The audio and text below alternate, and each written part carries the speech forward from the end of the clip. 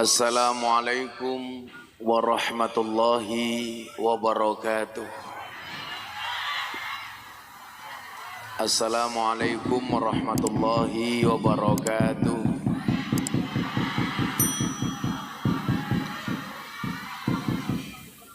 Alhamdulillahil qail a'udzu billahi samil alimi minasyaitonir rajim. Bismillahirrahmanirrahim. Inna nahnu nuhyil mauta wa naktubu ma qaddamu wa atharahum wa kulla syai'in ahsaynahu fi imamin mubin.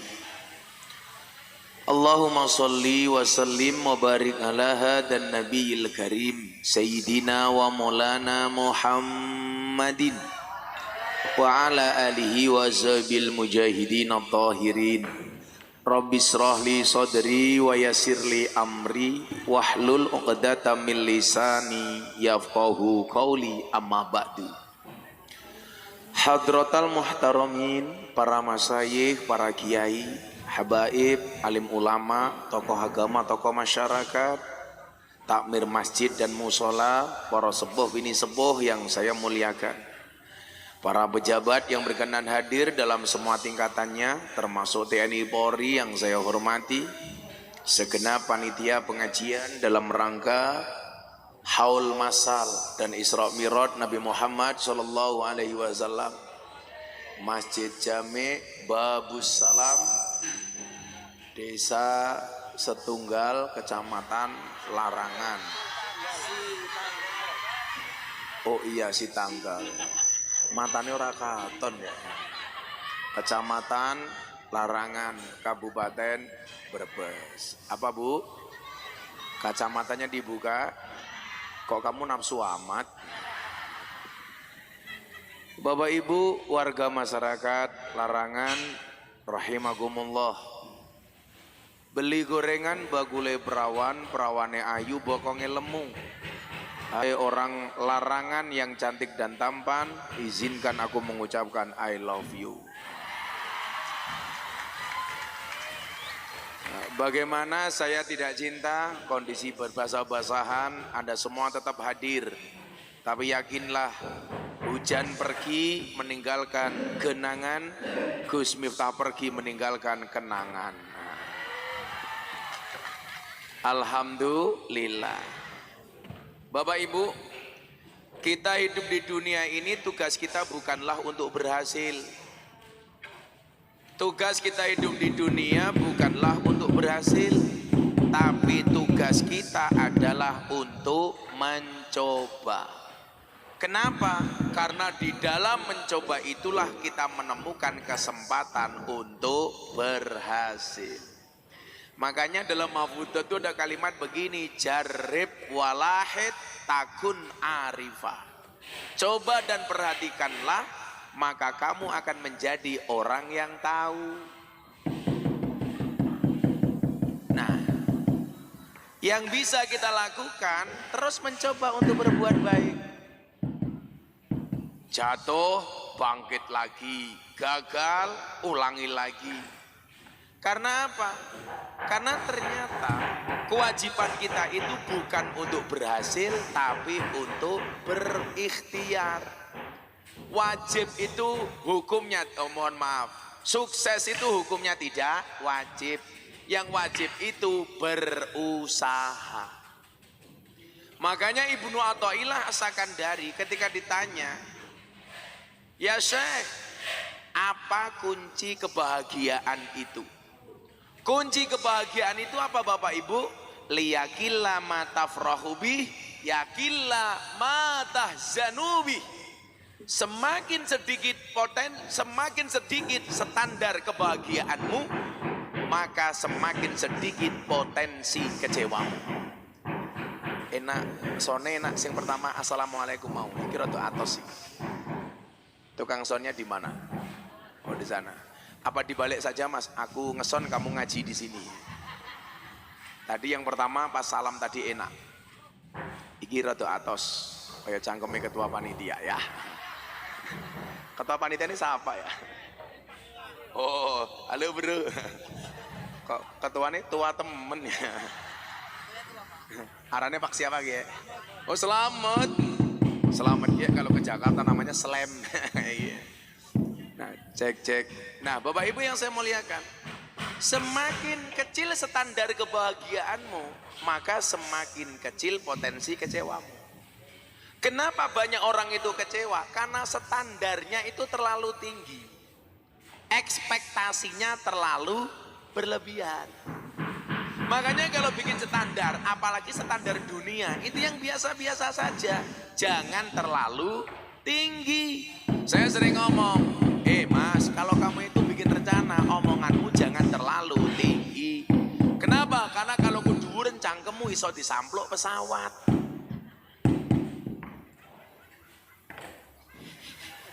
Iki siapa lucu temen ya? Wis tua lemu jilbabe pink.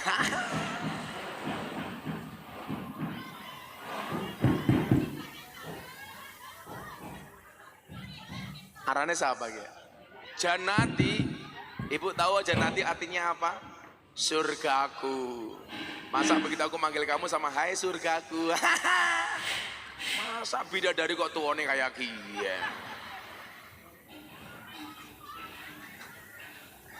Nah, Bapak Ibu yang saya muliakan, Allah itu tidak mewajibkan kita berhasil, tapi mewajibkan kita berusaha. Karena soal hasil itu mutlak urusan Allah. Sama halnya kita pengajian. Sudah direncanakan, pasang panggung, pasang tenda, sewa sound system.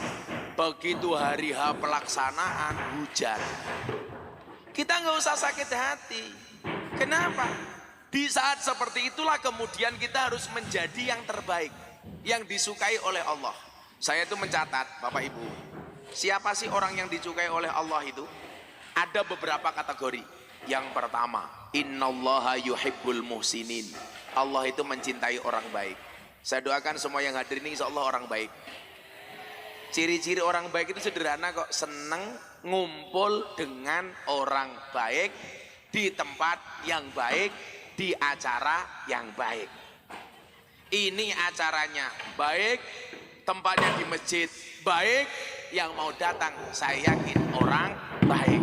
Makanya besok kalau mati pasti ditanya, mohon maaf Bapak Ibu para pelayan yang saya muliakan, kata Mbah Lebe, apakah almarhum Selamat ini baik apa juluk apa jelek gitu. Jawabannya baik. Baik. Kecangkeme Janati ngapa?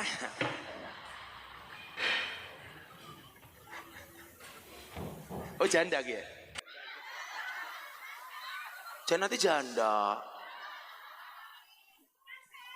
Naksir halah. Wong jamae inyong bae artis ayu Janati. Tadi ada janda ikut pengajian artis loh. Ada Mbak Anissa Bahar tadi, mana Mbak Anissa Bahar? Oh di belakang. Jadi Bapak Ibu yang saya muliakan, yang disukai oleh Allah itu yang pertama apa? Coba kita rangkum dalam Al-Quran itu. Ada bahasa innallaha yuhibbul muhsinin. Allah itu mencintai orang baik. Makanya kalau pengen dicintai oleh Allah gampang, jadilah orang baik. Siapakah orang baik itu? Orang baik itu tidak hanya baik untuk dirinya, tetapi harus bisa membaikkan. Yang ada ini insyaallah saling membaikkan. Bagaimana caranya? Wa tawassaw bil haq wa tawassaw bis sabr. Makanya dibilang khairul ashabi may yadulluka alal khairi. Sebaik-baik sahabat itu yang menunjukkan kamu kepada kebaikan. Jadi kalau ada kita sahabat, kita bermaksiat, dia diam, jelas dia bukan sahabat terbaik. Yang terbaik itu siapa? Kalau kita bermaksiat, sahabat kita mengingatkan bahwa kita harus meninggalkan kemaksiatan. Makanya saya selalu bilang, qulil haq walau kana murran, katakan yang benar walaupun pahit. Dan yang paling susah itu apa Pak? Ngomong benar kepada teman kita sendiri. Kadang-kadang karena sudah merasa dekat, bahasanya apa? Besti, umpamane. Pak Slamet bestinya Janati.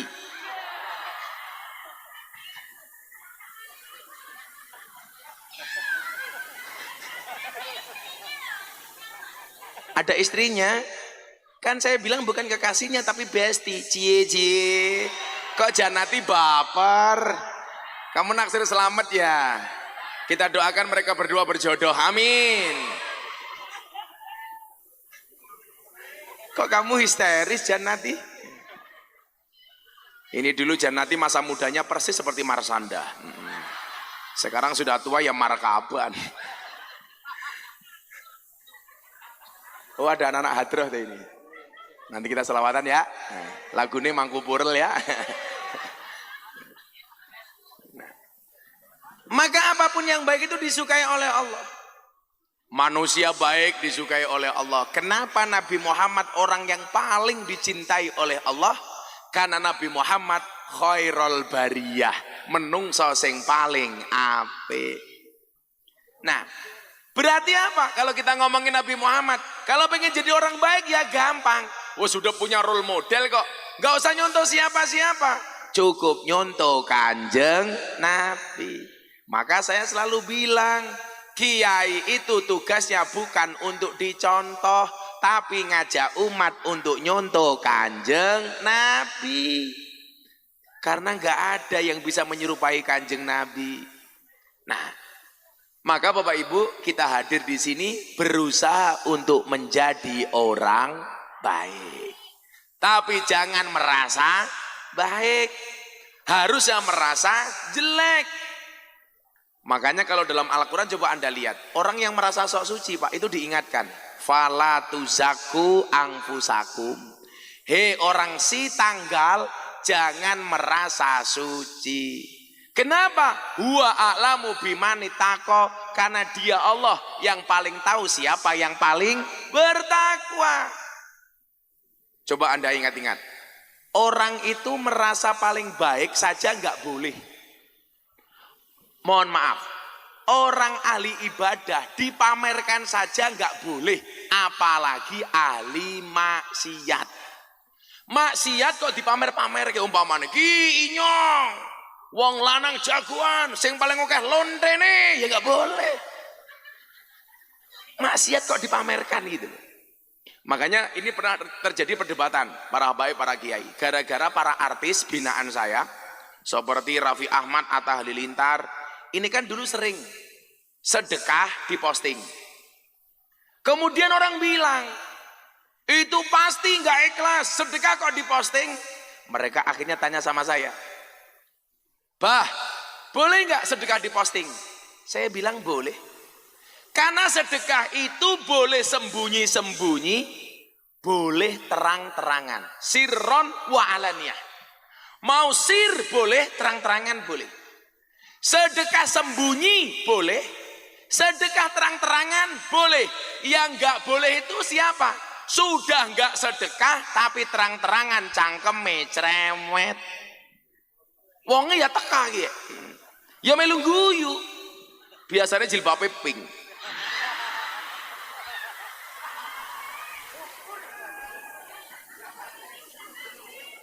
Biasanya jenenge Janati.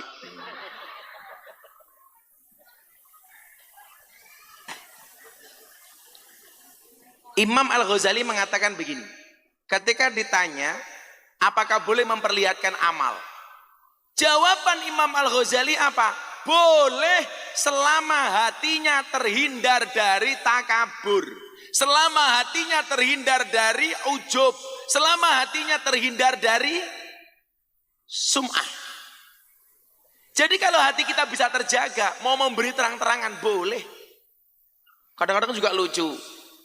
Sedekah 1 juta disumbangkan ke masjid. Ditanya sama panitia, nanti atas nama siapa Pak? Hamba Allah. Begitu diumumkan di mimbar, hamba Allahnya duduk di bawah.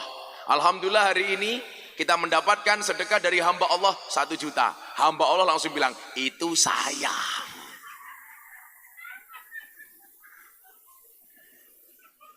Nah, era medsos Pak, itu era fitnah. Banyak orang bermaksiat diposting. Pertanyaannya begini, yang maksiat saja bangga kok posting kemaksiatan, masa kita berbuat baik nggak mau posting? Jangan sampai kebaikan kalah dengan kemungkaran, betul? Kalau niatnya itu kan nggak ada yang salah. Coba sekarang Anda lihat di medsos, di Instagram, di TikTok. Orang ngumbar aurat, ngumbar maksiat semaunya sendiri. Saya malam-malam buka TikTok. Ada mbak-mbak pakai jilbab, BH-nya dibuka. Hai guys, susuku gede guys. Gitu. Delalah saya lihat Pak. Pas lewat soalnya Pak.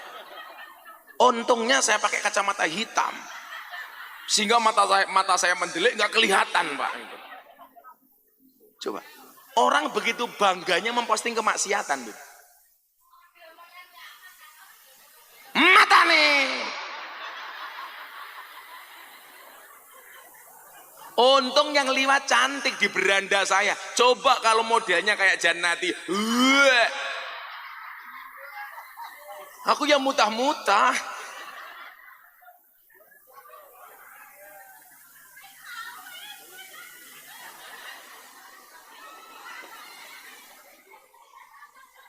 Saya pengen kita semua ini sebagai dai ya.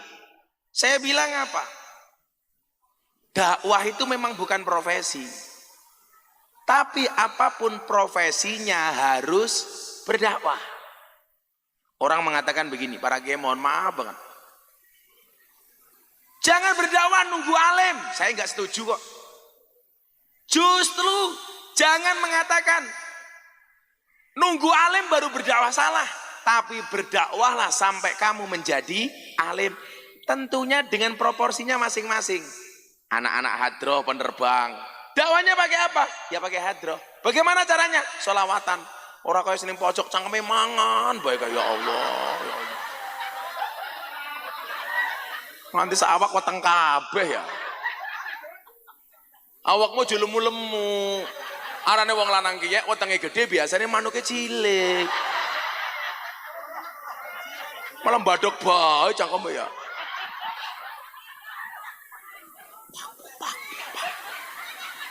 Nanti kamu lama-lama badan kamu kayak Jannati loh. Nah. Jangan mengatakan nunggu alim baru berdakwah, tapi berdakwahlah sampai alim. Saya dulu sering diskusi, kebetulan saya berkawan dengan para kiai, para gus. Ada orang mengatakan begini, 100% menurut saya ini benar, tapi kurang bener. Mila wong Jawa ki kudu bener lan bener. Mengatakan begini, idealnya menjadi kiai itu seperti Kiai Bahauddin Nur Salim alias Gus Baha. Saya setuju. Tapi persoalannya, kalau orang Indonesia nunggu alim seperti Gus Baha, yang bisa kayak Gus Baha itu berapa? Satu. Yang kedua, medan dakwah ini terlalu luas. Maka seharusnya apa? Berdakwah sesuai kemampuan masing-masing. Contoh, Gus Baha alim, tapi nggak mungkin kealiman seperti Gus Baha harus belusuan ke lokalisasi klub malam, tempat karaoke, ketemu purel. Itu wilayahnya orang yang tidak alim seperti Gus Miftah. Kalau saya teruji, sudah 23 tahun saya pengajian bersama para purel, bersama para telembok.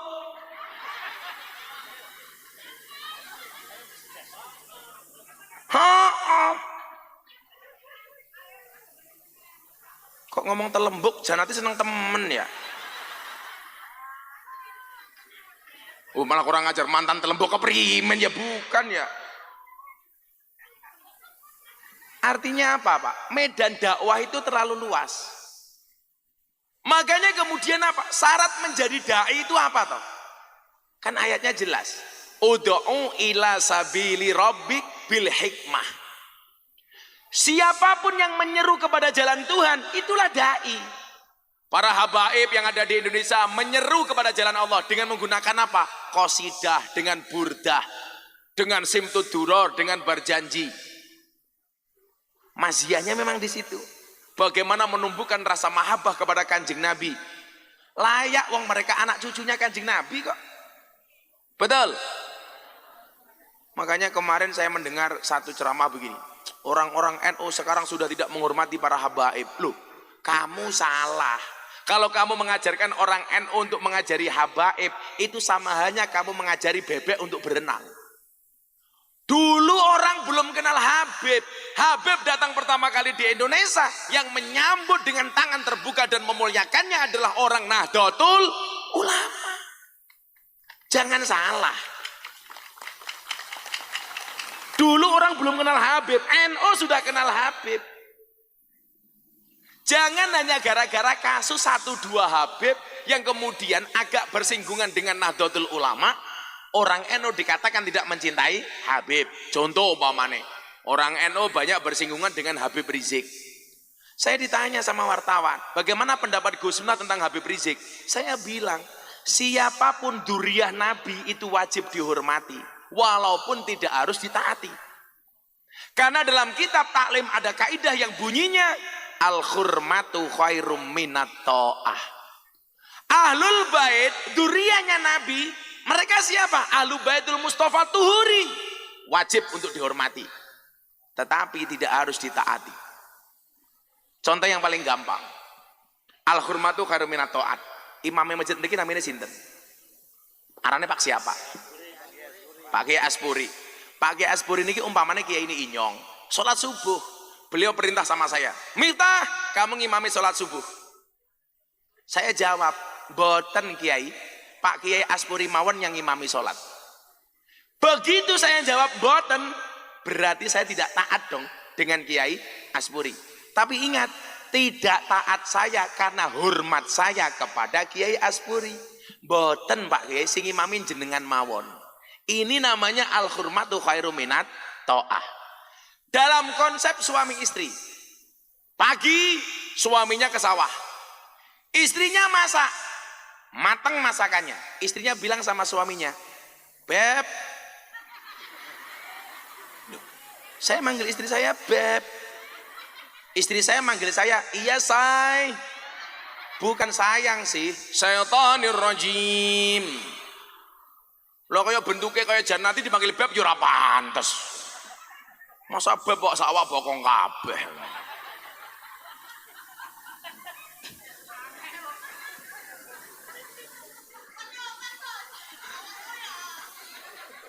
Allah kemayu.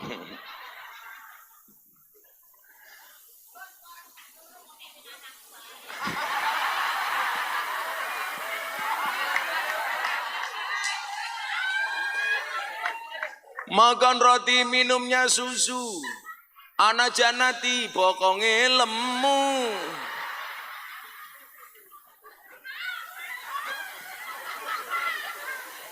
Istri bilang sama suaminya, Mas, sarapannya sudah mateng, yuk makan dulu.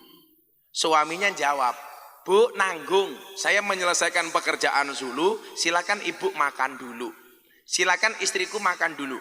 Kalau Anda paham kaidah ini, Anda akan mengatakan, boten saya makan nanti nunggu bapak, nunggu suami. Ini namanya al-hurmatu khairum minat ta'at. Jangan sebaliknya. Pak, ayo sarapan. Suaminya jawab, Bu, sampean sarapan dulu. Istrinya malah jawab, oke. Ceniningan tak kandani. Lah, sama halnya kita dengan habaib. Contoh, saya dulu dibilang rame sama Habib Rizik gara-gara pilpres. Enggak, beliau orang yang sangat saya hormati walaupun saya berbeda pendapat dengan beliau. Kan berbeda pendapat boleh. Betul. Lah, orang NU saya pesan, selama dzurriyyahnya Kanjeng Nabi, tolong jangan pernah kamu benci. Karena Imam Al-Ghazali mengatakan apa? Syarafun nasabi min salazi jihatin. Kemuliaan nasab itu bisa dilihat dari 3 sudut, 3 arah. Ulaha yang pertama, al-intiha ila syajarati Rasulillah sallallahu alaihi wasallam. Nasab yang langsung terhubung kepada Rasulullah. Apa kata Imam Al-Ghazali? Fala yu'adilahu syai'un. Tidak ada lawan bagi orang-orang seperti itu. Makanya saya bilang sama Abah Lutfi, kenapa saya itu menghormat banget sama Abah Lutfi? 1, beliau guru saya. 2, istrinya beliau Mama Salmah itu masih mampu nasab, mampu darah dengan saya. Yang buka siapa? Abah Lutfi sendiri ketika pengajian di Tegal. Beliau bilang, Nak, kamu cintai Habib itu bukan karena nasibnya, tapi karena nasabnya. Karena banyak Habib nasabnya nyambung sampai Kanjeng Nabi, tapi nasibnya nggak beruntung. Betul? Karena nasabnya bukan karena nasibnya. Karena nasab tidak berbanding lurus dengan nasib, apalagi dengan nisab. Nasab, nasib, nisab. Tolong, Habib siapapun, termasuk Habib Bahar, saya mungkin berbeda cara dengan beliau ketika berdakwah, tapi kehabaibannya saya hormati. Dan ini pula nilai-nilai yang diajarkan oleh Nahdlatul Ulama dalam konsep tasamuh, toleran. Jangan sampai orang NU toleran sama non-Islam, tetapi nggak bisa toleran sama orang Islam itu sendiri. Contoh, saya musuh pemikiran Wahabi. Tapi yang saya musuhi adalah pikirannya, pendapatnya, bukan orangnya. Buktinya, sebelum Ramadan, saya berkelahi di medsos dengan Ustadz Khalid Basalamah soal hukum wayang. Ustadz Khalid Basalamah mengatakan wayang itu haram. Saya tolak dengan keras. Tapi yang saya tolak pikirannya, pendapatnya. Haji Pak Delalah tahun kemarin, tenda saya wukuf Arafah jejer sama tendanya Ustadz Khalid Basalamah. Modar aku ya gue. Orang-orang bilang ini mesti miftah perang sama Ustadz Khalid Basalamah. Oh enggak. Begitu Ustadz Khalid keluar dari tendanya, saya datangin. Assalamualaikum Ustadz. Orang kaget, dipikir mau kelahi di Arafah. Saya peluk. Kenapa? Yang saya musuhi adalah pola pikirnya, bukan orangnya. Ini yang mahal, Pak. Di Indonesia itu mohon maaf, kalau berbeda pendapat dikira musuh. Betul? Jangan. Shallu ala Nabi Muhammad. Kemudian yang kedua apa? Kalau yang pertama al-intiha ila sajarati Rasulillah, yang kedua adalah al-intima ilal ulama alladzina hum warasatul anbiya. Nasab terbaik kedua adalah yang nyambung langsung dengan generasi para ulama. Dan yakinlah, kalau hari ini ada ulama besar, walaupun bapaknya bukan ulama besar, itu rata-rata dia nasabnya mbah-mbahnya orang-orang besar. Yakin Pak saya. Dari dulu tuh saya paling malas ngomong nasab Pak. Sampai sekali-kali Habib Lutfi bilang sama saya begini, Le, sekali-kali nggak apa-apa, biar orang juga tahu. Biar nggak salah paham sama kamu. Saya tuh kalau ngomong nasab Pak malu. Karena apa? Wasyarul alamina dawul khumuli idza fa'akhartahum dzakarul jududa. Generasi yang paling jelek itu siapa? Ketika ada orang hebat, dia mengatakan kehebatan orang ini nggak ada apa-apanya dibandingkan mbah saya. Tetapi di saat dia ngomong seperti itu, dia bukan siapa-siapa. Maka dulu ketika saya mau dipek mantu sama Kiai top, saya menolak. Saya nggak mau. Gus, gue tak pek mantu. Mohon maaf Kiai, saya nggak mau. Alasan saya sederhana Bu. Kalau saya punya mertua hebat, satu saat saya menjadi orang hebat, orang akan mengatakan lumrah Miftah itu jadi orang hebat. Kenapa? Karena punya mertua hebat. Kalau sampai saya tidak menjadi orang hebat, maka orang akan mengatakan Miftah kayak goblok, mertuane hebat kok mantune ra iso hebat. Maka saat itu saya minta sama Allah, ya Allah, saya mencari calon mertua yang biasa-biasa mawon. Bila perlu gampang tak apusi, kabul Pak itu.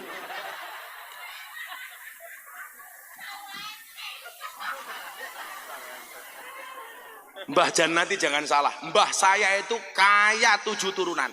Persoalannya Gus Miftah keturunan nomor 8. Miskin gak punya apa-apa. Saya menolak. Coba konco-konco saya Ansor ya, saya mungkin gus-gus anak-anak muda hari ini saya bilang, kita itu malu Pak. Kita ngomong mbah kita orang hebat, mbah-mbah kita orang top. Tapi di saat kita ngomong mbah kita orang hebat, kita bukan siapa-siapa. Kita seringkali terjebak di zona nyaman. Wow, bapakku kiai gede. Maka coba Anda lihat, banyak transisi yang gagal ketika bapaknya mati kemudian estafet jatuh ke anaknya. Kenapa? Karena selama ini hanya membangga-banggakan orang tuanya sementara dia bukan siapa-siapa. Ingat, anaknya jenderal itu belum tentu jadi jenderal. Anaknya pendekar belum tentu jadi pendekar. Maka dikatakan apa? Innal fata mayakuluha anada. Pemuda itu yang mengatakan ini loh saya. Laisal fata mayakulu kana abi. Bukanlah pemuda itu yang mengatakan ini loh bapak saya. Kalau ngomong orang tua, Bu, saya sampai urutan 18 saya hafal, Bu. Miftah Maulana Habibur Rahman, punya bapak Kiai Muhammad Muradi, punya bapak namanya Muhammad Boniran. Pak Kiai jenengan ngitung, bener 18 apa ora? Jenengan ngitung, kowe ngitung. Kabeh melu ngitung ya. Cangkeme Miftah bener apa ora ya? Bener 18 apa ora? Kalau urutan ke-18 itu namanya terah tumerah. Saya itu punya catatan. Dari putu sampai mbah nomor 18 itu namanya apa? Saya punya istilahnya menurut orang Jawa. Nomor pertama namanya anak, kemudian putu, kemudian buyut, kemudian canggah, kemudian wareng, udek-udek, gantung siwur, geropak sente, debok bosok, galih asem, gerobak waton, cendeng, giyeng, cumpleng, ampleng, menyaman, menyo-menyo, trah tumerah, 18. Dirutke Miftah Maulana Habibur Rahman, duwe bapak namine Muhammad Muradi, duwe bapak Muhammad Boniran, duwe bapak Kiai Usman, duwe bapak Kiai Jalal Iman, duwe bapak Kiai Karyonawi, duwe ibu namine Nyai Madarum, duwe bapak Kiai Ilyas, duwe bapak Muhammad Besari. Niki waline Ponorogo, makame teng Tegal Sari. Muhammad Besari. Muhammad Besari duwe bapak namine Kiai Anom Besari, makame teng Caruban. Anom Besari ini istimewa, Bib. Kenapa? Istrinya Syarifah. Makanya kalau seandainya yang mbah saya itu Habib, saya hari ini Habib. Tapi delala yang Syarif, yang Duriah itu mbah namanya Nyai Anom Besari. Punya suami Mbah Anom Besari. Anom Besari duwe bapak namanya Abdullah Mursad, makamnya di Kediri. Abdullah Mursad duwe bapak namanya Raden Demang, duwe bapak namanya Pangeran Demang, duwe bapak namanya Panembahan Praworo, duwe bapak Susuhunan Wirasmoro, duwe bapak Sultan Trenggono, duwe bapak Raden Patah, duwe bapak Prabu Brawijaya. Raden Patah berapa pas? 18. Kenapa kok saya jarang ngomong nasab? Malu. Mbah saya Muhammad Besari ini punya anak 9. Nomor 7 namanya Kiai Ilyas, dua anak, telu Nyai Madarum, nomor 2 Hasan Besari. Hasan Besari ini muridnya orang top. Dia punya murid Ronggo Warsito. Dia punya murid Antowiryo. Anda tahu siapa nama komplit Antowiryo? Nama komplitnya adalah Kiai Haji Bendoro Raden Mas Abdul Hamid Antowiryo Mustahar Heru Cokro Senopati ing Ngaloga Sayyidin Panatagomo Amirul Mukminin Khalifatullah Tanah Jawa Pahlawan Goa Selarong Pangeran Diponegoro. Janati iso baleni 1 juta.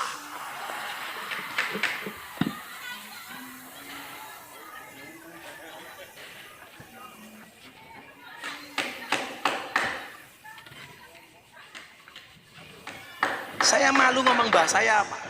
Mbah saya muridnya Rangga Warsito, duwe murid Antowiryo, duwe murid Cokro Aminoto. Lah Gus Miftah duwe murid Telembok, kan aku malu. Saya kemarin ngurusi Telembok di Bandungan, Kabupaten Semarang. Baru selesai pengajian di Telembok Sarkem. Besok ini di Tretes, Pasuruan. Di mana ada Telembok, itu pengajiannya sama Gus Miftah. Kenapa? Karena kalau sama Kiai Asburi bahaya. Kiai Asburi mau masuk nggak mau keluar. Saya ngaju wayu-wayu Kiai, beda nih si tanggal Janati.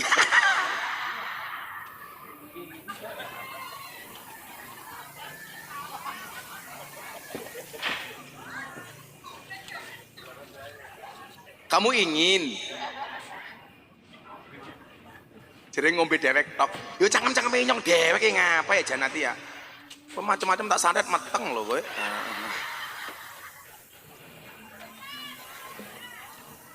Saya itu orang yang ditakdirkan oleh Allah selalu kontroversi. Di mana-mana kontroversi terus. Termasuk ngaji saya di lokalisasi. Tapi alhamdulillah, Pak, begitu banyak kebaikan-kebaikan yang orang tidak tahu. Dulu orang-orang yang menghina saya, Pak, sekarang malah kena kasus asusila, memperkosa santri. Contoh, ada ustadz dari Jember, namanya Fahim Mawardi. Dia bilang apa? Deddy Corbuzier masuk Islam melalui Gus Miftah, melalui pintu yang salah. Ndelalah kena kasus asusila memperkosa 11 santri. Saya bilang, Ustadz Fahim Mawardi, mohon maaf, barangkali Deddy Corbuzier benar masuk Islam melalui pintu yang salah. Tapi ingat, bukan lubang yang salah. Iya.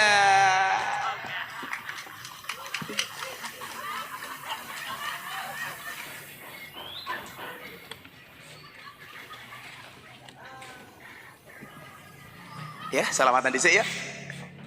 Aku capek aku. Ini ada Mas Haryo juga, putranya Mas Entrus. Mas Haryo. Mbak Anissa di sana ya? Mbak Anissa. Ini Mas Haryo. Gus Miftah itu zamannya artis-artis. Yang terbaru idolanya Pak Aspuri. Lu Cinta Luna.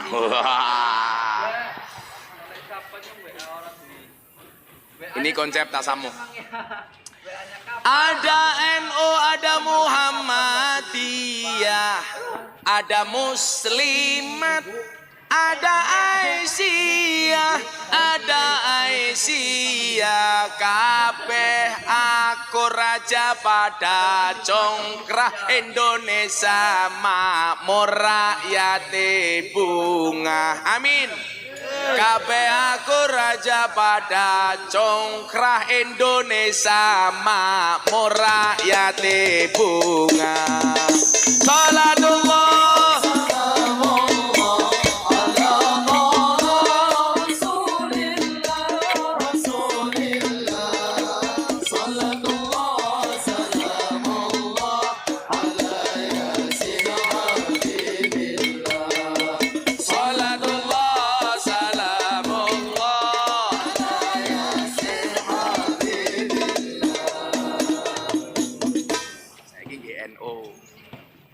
Bapak NU, Ibu Muslimat.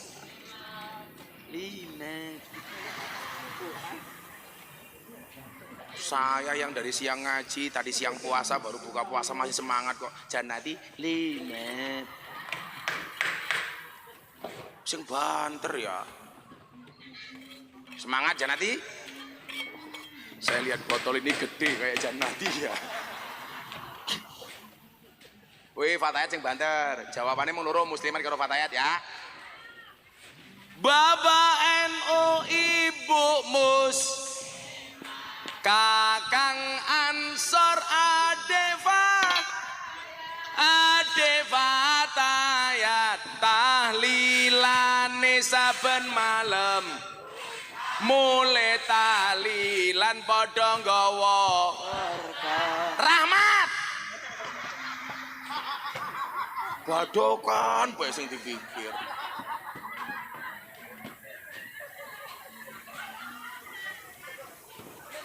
Tahlilane saben malam. Mulai tahlilan padha nggawa rahmat.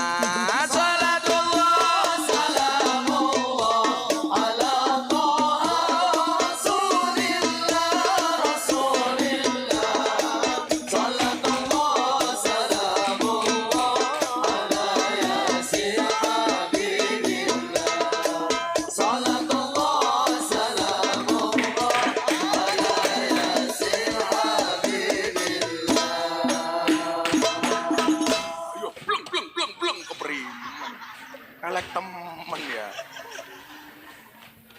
Insyaallah besok Gus Miftah masuk surga dikawal sama tim hadroh. Tapi ya itu di surga Gus Miftah kelon sama bidadari, tim hadrohan kayak gitu. Keteplak. Lumayan nonton Kiai kelon ya. Ya asalkan bidadari ini orang kayak Janati.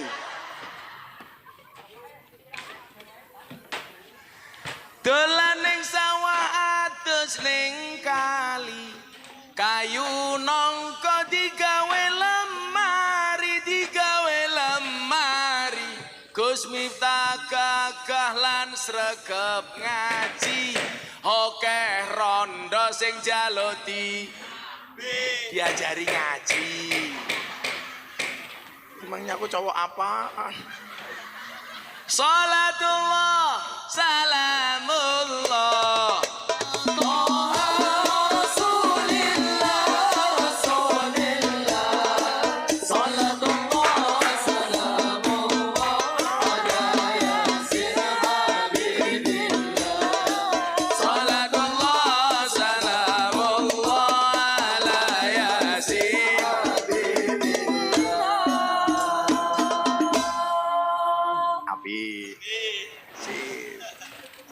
Lurah ra kene, lurah endi lurahe?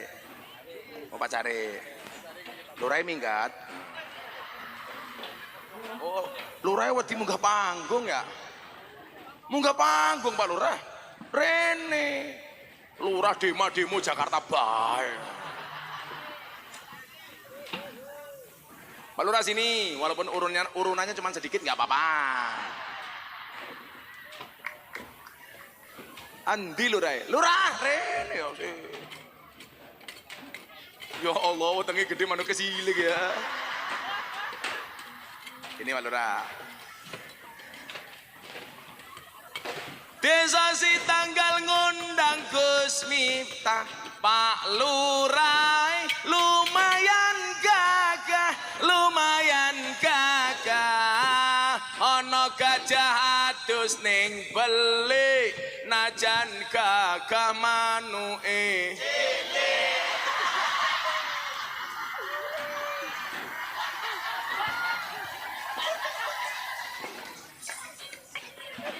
manuke apik kok cilik keprimen. Manuk emprit, sepil matamu, sepil.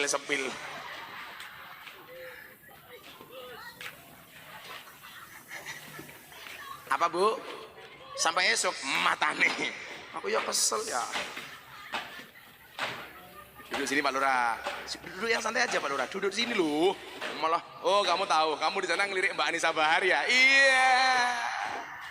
Matane. Kira apa Pak Lurah? Kayak janda Pak Lurah. Kalau Pak Lurah nikah dengan janda, nggak ada malam pertama, adanya malam terusan. Iya. Apa? Ya apa-apa. Paling mulai nggak diwenehi. Langsung Pak Lurah nyanyi lagu Gus Miftah sing anyar. Saben malam jemuah, bojoku angel digugah. Yeah. Saben malam jemuah, bojoku angel digugah. Aku ra tau dibagai, banjur aku budal patroli. Terus metu bengi gugah rondo etan kali ya. Sapa sing ngajari? Asfuri.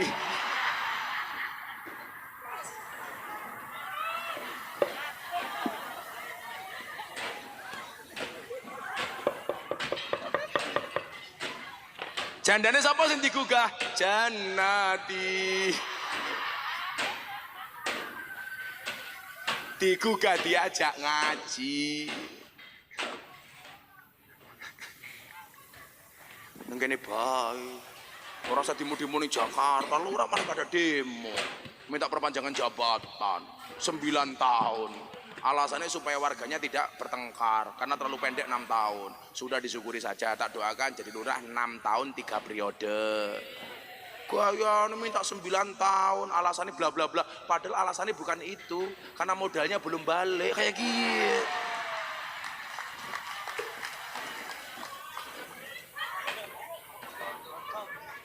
Pak Lurah anaknya siapa? Untung, jenengane Untung. Untung Adi Purwanto. Untung. Weteng aja gede-gede ya. Kayak Gus Miftah kiye lho, seksi. Lah wong lanang kiye wetenge gede, manuke cilik. Gus Miftah wetenge cilik, manuke gede. Kurang ajar Janati, jajal bandingke matane. Seneng temen ya Janati ya. Terlalu bahagia dia. Ya, kita doakan Bu Janati masuk surga pertama kali, amin. Berangkat setelah ngaji, amin.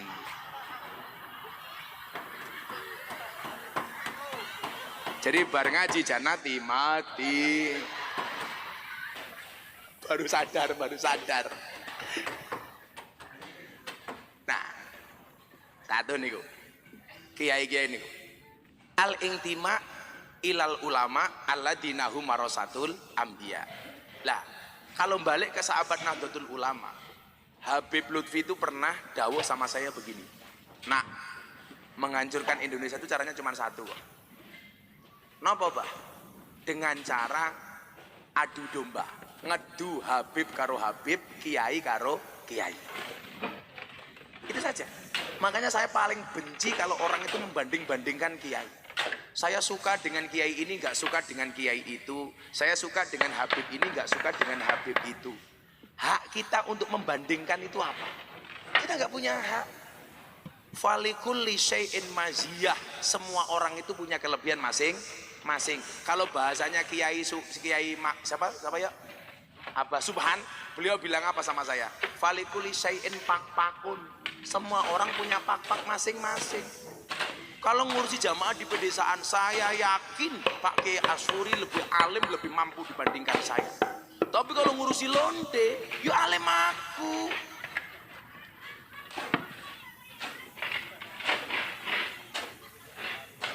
Karena aku hafal bagaimana menaklukkan para londe. Kayak kemarin Pak, ada purel kirim foto melalui pengusaha di Kalimantan. Ada mbak-mbak purel dadanya ditato. Gus Miftah. Tak buka HP ini, wow. Untung seksi. Coba kalau kayak Janati.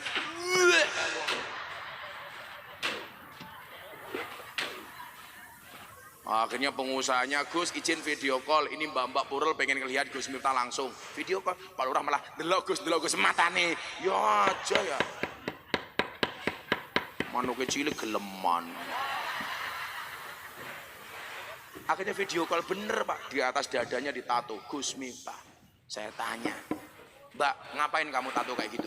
Kan saya cinta sama Gus Miftah. Wah, kan dulu Gus Miftah pernah bilang, seseorang itu besok di hari kiamat akan dikumpulkan bersama orang-orang yang dicintainya. Iya, mungkin kita tidak bisa bersama di dunia Gus, tapi bisa bersama di akhirat. Ya Allah, saya langsung ngelus dadanya istri saya. Ya Allah. Saya bilang sama mbaknya, tato kamu itu bagus, tapi lebih bagus lagi kalau turun dikit. Aku yang ngono lagi ya dia. Pak Kiai penasaran, nanti habis pengajian lihat ya Pak Kiai ya. Loh kan undang-undangnya kalau mau lihat cuma satu. Ya Ali, la tajbi'in nadra fa inna lakal ula wa laisa lakal akhirah. Wahai Ali, jangan kamu ikuti pandangan pertamamu dengan pandangan keduamu. Yang pertama itu milikmu, yang kedua bukan milikmu. Makanya Gus Miftah kalau lihat yang seksi cukup sekali, tapi yang lama. Ya pada baik, yang enggak ya.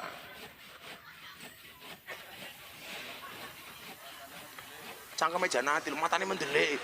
Kiai di mata-mata kayak keprimen ya. Janati tak mana wedangnya, nih Janatinya. Tak kena wedang, ora gelem. Oh, pengen sini. Ya Allah, ya Allah. Wah, iki lak dijajar karo Janati lak podo-podo gede nih ya. Alah, mana kene barang. Wedi aku.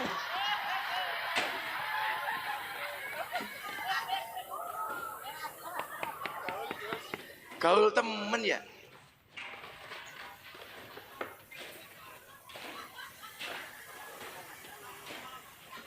Cinlok matamu, cinlok ngawur. Sorry ya Bu Janati, aku sama kamu beda pemikiran. Kamu mikir Gus Miftah mikir Anisa Bahar. Iya. Jadi bawa Anisa Bahar mikir Pak Lurah Hontong. Iya. Anak Bu Lurah parah ya? Endi wonge? Aman, gak denger aman. Shallu ala Nabi Muhammad. Nah, maka Bapak Ibu yang saya muliakan, jadi yang terbaik nih. Kalau kemudian kita punya nasab yang besar, tugas kita jangan sampai mengecewakan mbah-mbah kita. Tugasnya berat karena harus menjaga nama mbahnya. Kalau nasab kita jelek, satu hal, bagaimana kita memperbaiki garis nasab kita dengan amal yang baik. Kalau kita nggak punya siapa-siapa nasab yang baik, waktunya bagi kita untuk membuktikan bahwa kita juga bisa menjadi orang baik. Maten mawon aku Pak Lurah. Yang pertama, innallaha yuhibbul muhsinin. Saya yakin kok, ikhtiar yang hari ini dibuat oleh panitia. Coba berapa lama kita mengagendakan pengajian ini? Saya kemarin malah nangis di Palembang mengagendakan pengajian sudah sejak sebelum pandemi. baru bisa besok berangkat awal Maret. 5 tahun, Pak. Dulu sebelum pandemi dia sudah jadwal 2 tahun, waktunya ngaji adalah kena Covid. Si tanggal sama. Dulu mengagendakannya kapan? 30 Maret 2020. Itu karena yang ngundang bukan Jannati. Nah, kalau ada Jannati langsung saya tolak.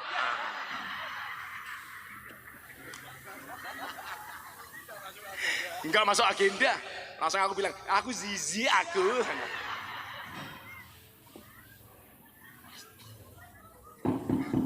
30 Maret 2020 mundur jadi 2023.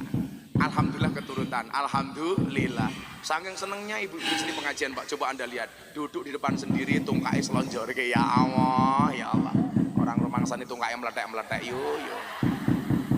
Iki wong ngendi bijane.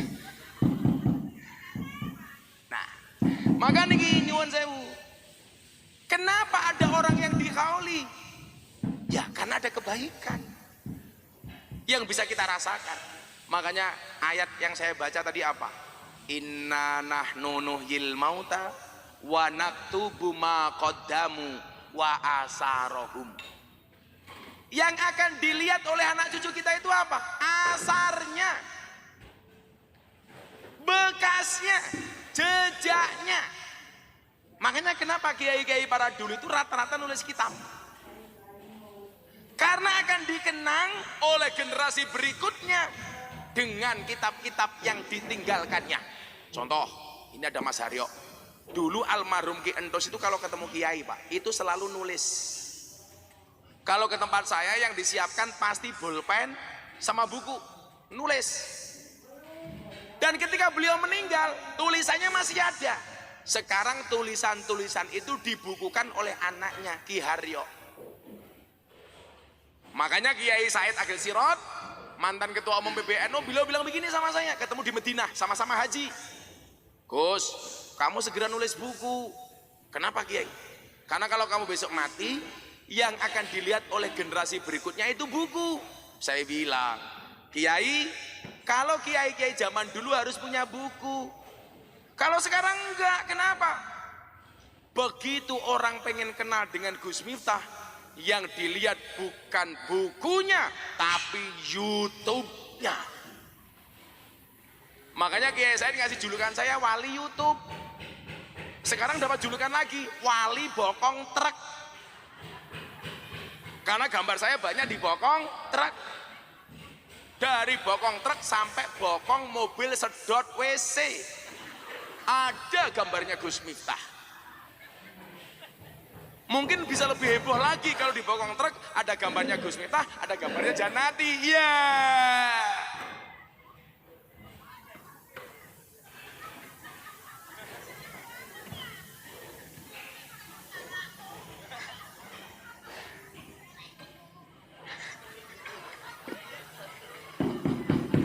Ora iso turu mikir awakmu, ada-ada saja.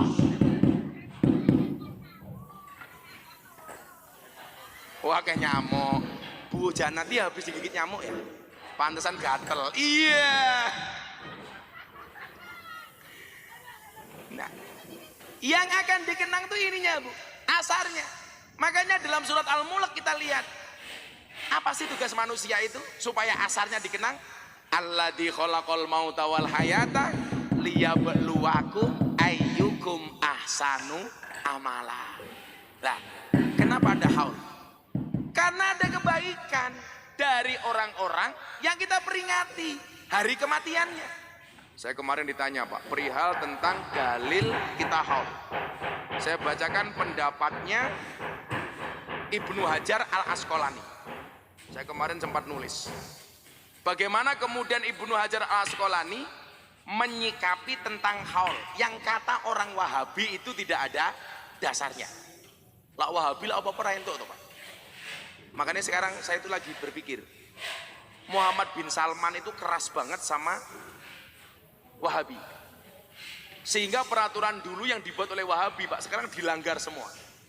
Beliau berani meratifikasi perjanjian antara Syekh Abdul Wahab dengan Syekh As-Saud tahun 1744, 300 tahun yang lalu.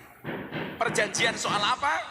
Syekh Abdul Wahab memegang kendali beragamanya dengan ideologi Wahabi, sementara Syekh As-Saud memegang kendali bernegaranya menjadi Al-Mamlakah As-Saudil Arabiyah. Nah, sama putra mahkota itu diratifikasi. Itu artinya apa? Kematian Wahabi di Arab Saudi. Yang menjadi persoalan apa?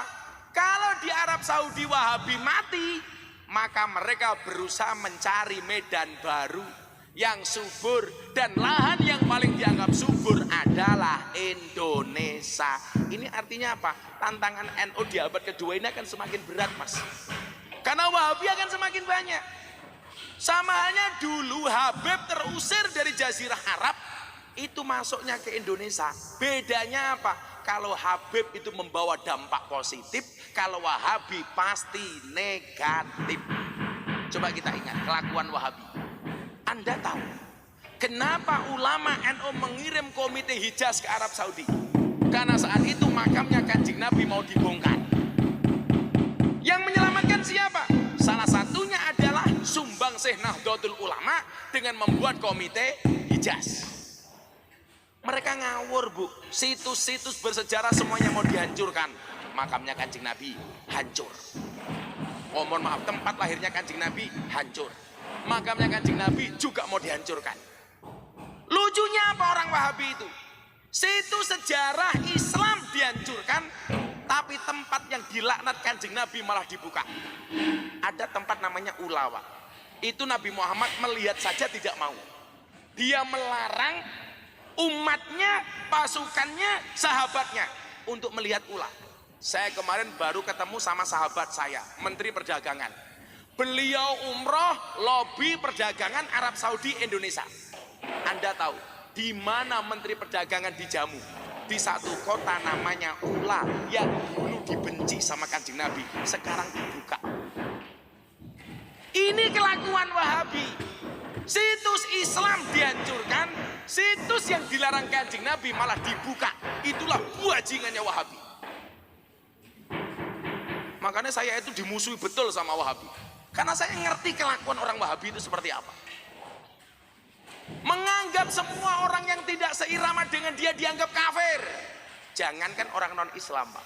Sesama Islam saja yang berbeda dianggap kafir. Mereka nggak percaya dengan duriahnya Nabi, itu nggak percaya, Pak. Menurut mereka duriah Nabi sudah habis. Mereka lupa, padahal besok itu Imam Mahdi akan lahir dari nasab Kanjeng Nabi. Kalau mereka mengatakan duriannya Kanjeng Nabi habis, berarti mereka tidak percaya dengan adanya Imam Mahdi. Ngawur. Makanya saya pesan sama teman-teman di Brebes, jangan sampai Brebes kemasukan orang-orang Wahabi. Setuju? Konco-koncoku Ansori loh, semangat le. Ansor hari ini adalah NU masa depan. Amin.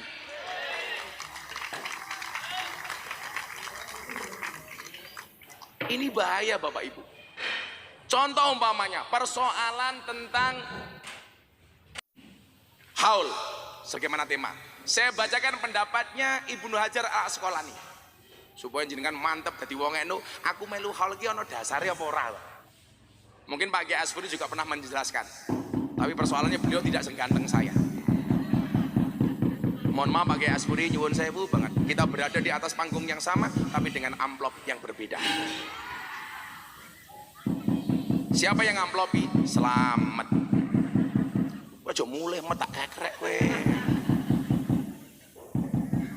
Kita doakan selamat panjang umur. Jadi orang sedunia mati, selamat hidup sendiri. Amin. Yang kubur dewek, yang gelundung ya.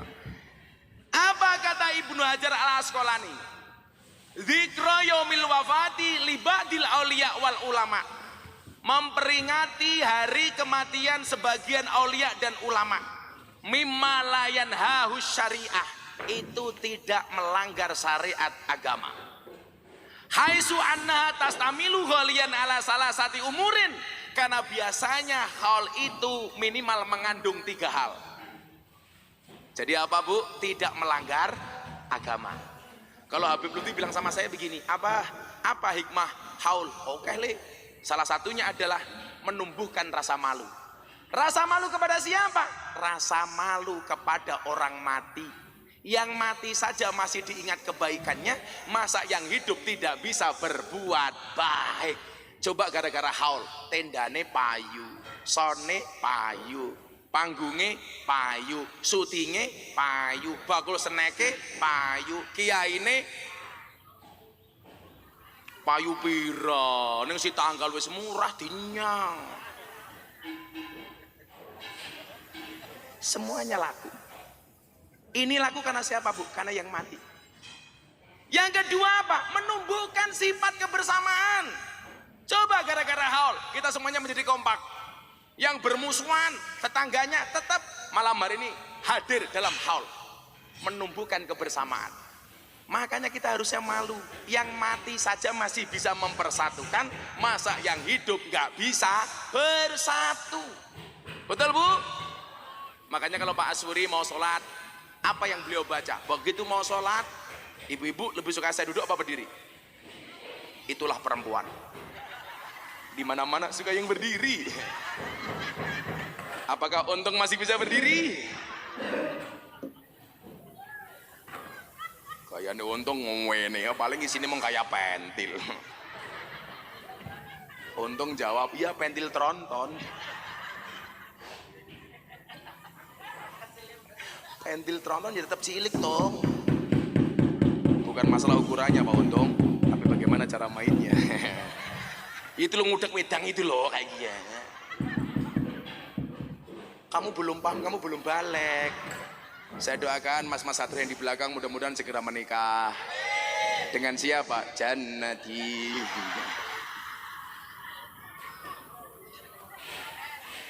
Coba konsep persatuan itu apa? Begitu Pak Kiai Asbri mau ngimami sholat, biasanya imam itu kan tengok ke belakang, betul Bu? Apa yang diucapkan oleh imam? Sawu sufufakum fis sholah. Itu konsep kerukunan, konsep persatuan. Tapi Pak Asbri juga harus ingat, kalau makmumnya cuma satu, jangan sawu sufufakum fis sholah. Saya pernah sholat di Jakarta, imam, makmumnya saya sendiri, imamnya gua ya. Sawu sufufakum fis sholah. Luruskan dan rapatkan sofnya di dalam sholat matane. Lah lurusnya karo sapa itu loh. Wong dhewe sawu sufu vakum.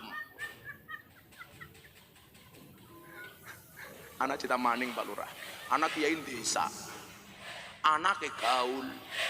Hari Jumat rambutnya gondrong, anaknya pagi-pagi ke salon. Pulang rambutnya jadi lurus. Lah bapaknya takon.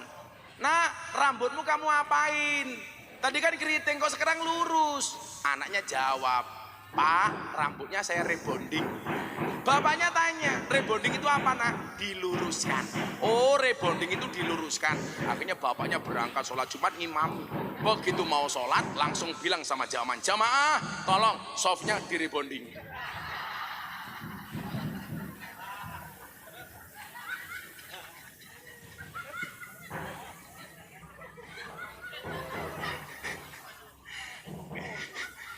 Janati jangan nguyuh.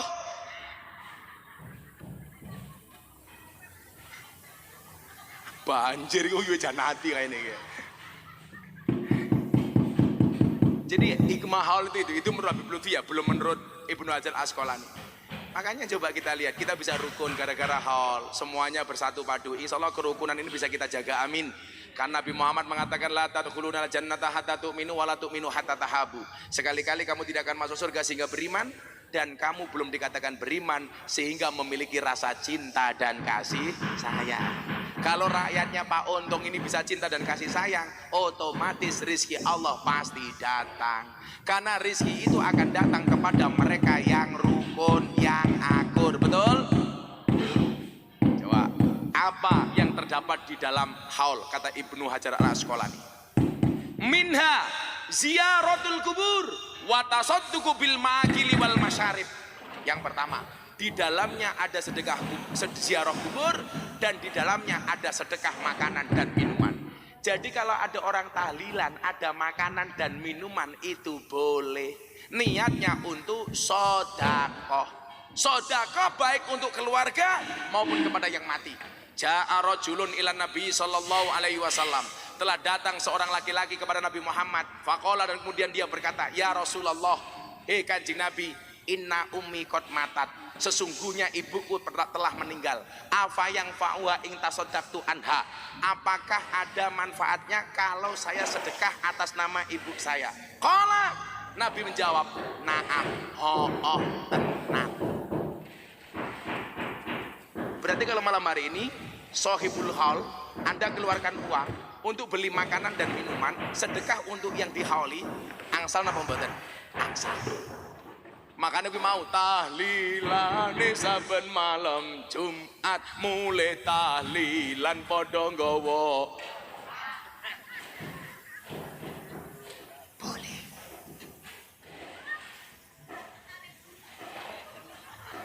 Ya udah, kata Bu Janati, puyeng guyu bae. Mulai sekarang tidak boleh ketawa.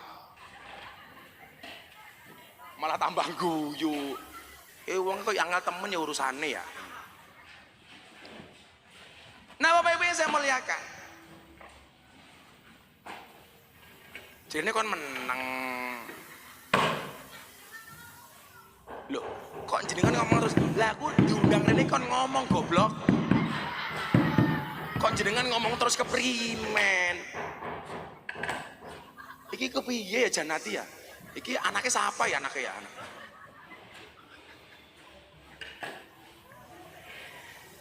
Minha ziaratul kubur. Jelas ziarah kubur.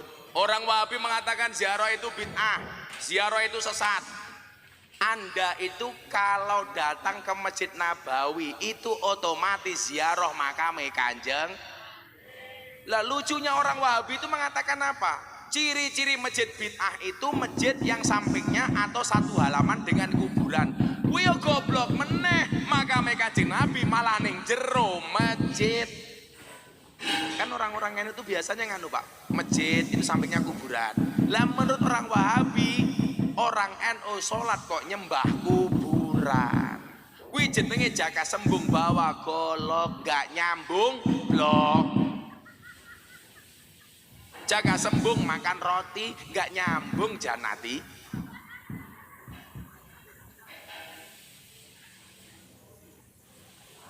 Jadi coba Anda lihat, masjid wong NU niku rata-rata Pak, kuwatah sing sampingan karo makam. Wis kaya masjid Demak, makam.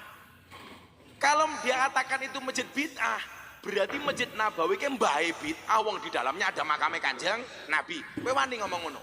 Gebuk cangkemmu kok. Bilang begini sama saya. Ciri-ciri masjid bid'ah itu di dalamnya banyak kaligrafi. Kue berarti ratau tindak Masjid Nabawi. Wong Masjid Nabawi full kaligrafi. Sing kula sengit menen niku omongane sinten? Mantan artis. Ketoke kancane Mbak Anissa Bahar, namanya Faifi. Dulu artis seksi, sekarang hijrah. Dia mengatakan apa, Pak? Memasang kaligrafi Muhammad bersanding dengan nama Allah di masjid itu haram. Kenapa?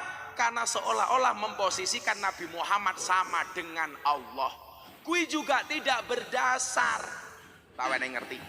Nopo kok awake dhewe masang kaligrafi nika masjidnya ana Allah ana Muhammad. Nggih napa mboten? Masjidnya jenengan enten apa mboten? Mesti ada. Kalau nggak ada berarti masjidnya kere nggak butuh anggaran. Cerita nak ngeten. Nabi Adam itu kan sejarahnya pisah karo Siti Hawa niku pirang tahun, Pak? 300 tahun. Setelah kemudian fa'azallahuma syaiton, dikeluarkan dari surga gara-gara digelincirkan oleh setan, terprovokasi dengan bujuk rayu setan, Allah mengeluarkan mereka berdua dari surga.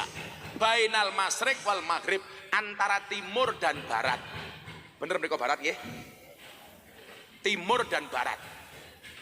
Pisahnya 300 tahun, saling mencari. Padahal begitu keluar ke dunia dari surga dalam keadaan telanjang. Padahal nyon sewu, Nabi Adam tingginya 70 meter. Lah Nabi Adam 70 meter keluar dari surga dalam keadaan telanjang. Pertanyaan saya, sarungnya sepira? Sarungnya, lah isinya sepira? Nabi Adam cari Siti Hawa, Siti Hawa cari Siti Adam sambil nyanyi, sayang, apa kowe krungu? Nabi Adam jawab dari jauh, kamu nanya.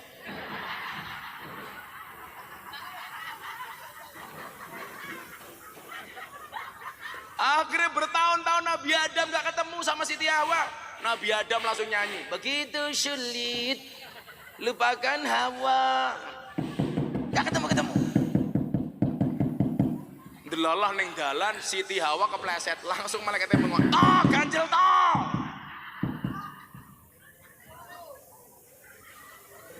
300 tahun Pak mereka berpisah. Ada yang mengatakan 200, ada yang mengatakan 300. Sampai satu ketika Nabi Adam alaihissalam teringat dengan tulisan nama Muhammad di pintu surga. Kemudian Nabi Adam berdoa, ya Allah ya Rob, demi kemuliaan nama Muhammad yang tercantum di pintu surga, tolong pertemukan aku dengan istriku Siti Hawa.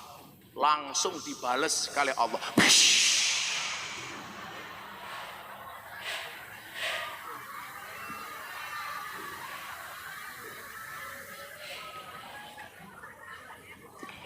Pak Lurah kaget.